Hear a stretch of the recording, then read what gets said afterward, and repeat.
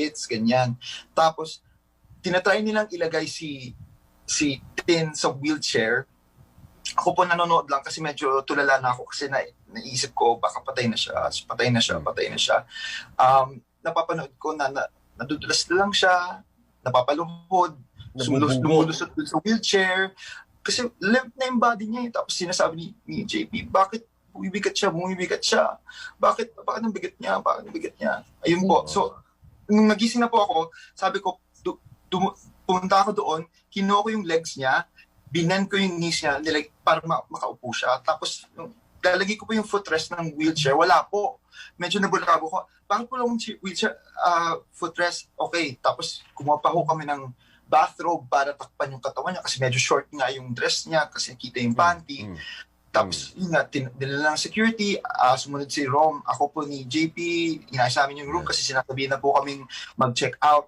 Sige po, kinuha po namin yung gamit ni Tin, pati yung makeup niya sa CR, lahat po ng gamit. Tapos sinabihan kami sumunod na. Pero kala po kasi na inaantay po kami bago umalis yung si Tin at si Rom. So nagpanic ako, sabi ng staff, sasama pa sa body. Sige, punta kami sa elevator, ang daming tao, puno yung mga elevators. Sabi ko, JP, takbo na tayo. So pumunta kami sa stairwell, takbo po kami from the 22nd, pababa ng basement po. Nahihilo na po si JP. Sabi ko, kaya mo yan, sabi ko.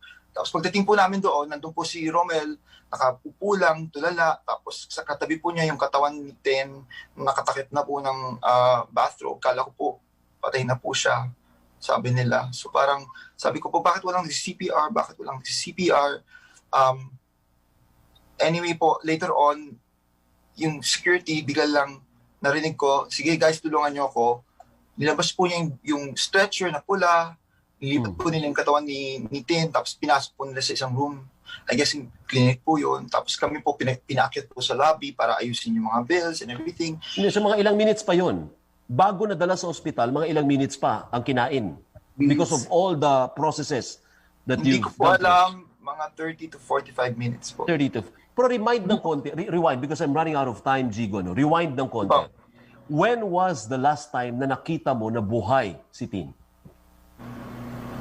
Nung gising po pa ako. Which was around what time? Actually, honestly po, I can't remember. Pero alam ko po nag-interact pa kami ng mga madaling araw.